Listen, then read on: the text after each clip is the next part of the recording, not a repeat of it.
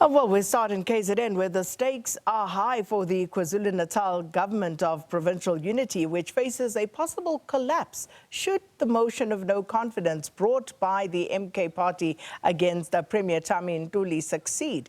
IFP-NDA members and supporters are expected to protest outside the KwaZulu-Natal legislature in Pietermaritzburg today in solidarity with Premier Ntuli. But for more on this, we're joined by our reporter, Simphiwe Makhanya.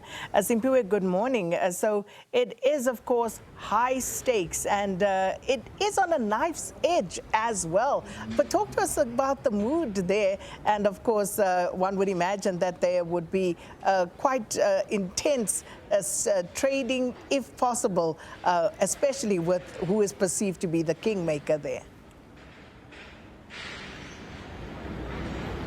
Indeed, Sakina, the stakes are very high here outside the KwaZulu-Natal legislature. We are expecting, of course, that that particular motion is going to be debated at around 9 o'clock this morning. In fact, I'm going to step out of the shot as I ask my colleague Ngubane to give your viewers a sense of what is currently happening. You know, this is Langalibalele Street. It's a street which is adjacent the KwaZulu-Natal legislature. Of course, it has been cordoned off.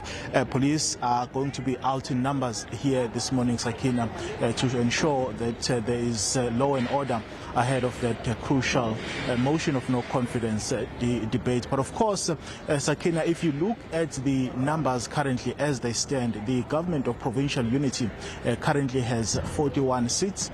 And of course, you know that the MK party is the largest party in this house with 37 seats. A few days ago, we heard from the leader of the Economic Freedom Fighters, Julius Malema, announcing that 2 of their members of the provincial legislature will be voting in favor of this motion of no confidence. So that gives you 39 votes. You also have now the National Freedom Party, which is currently a member of the provincial government of unity.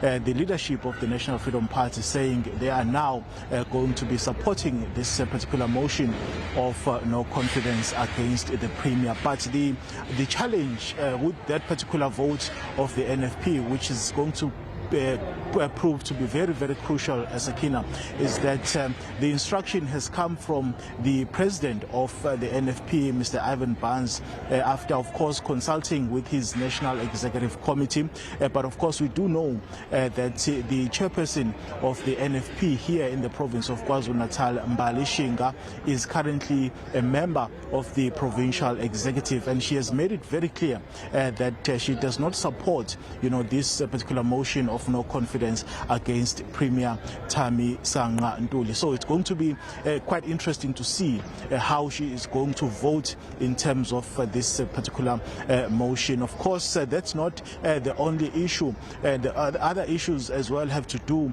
with what the MK party is accusing, you know, the Premier of KwaZulu-Natal of doing, or should I say of not doing. They are accusing the Premier of failing to hold some of the executive members accountable. They've cited that the Department of Health under MEC Nomagugu Simelane has failed dismally, you know, to deliver services to the residents of KwaZulu-Natal. They are also accusing the Executive Accounting Authority of the Department of Education of failing to lead this particular department. So they are saying effectively that the Premier Thami Ntuli has failed to really, you know, rein in on those particular deployees from the African National Congress. Of course, we'll be here throughout the day, Sakina, to give you a sense of what is going to be unfolding here at the KwaZulu-Natal Provincial Legislature.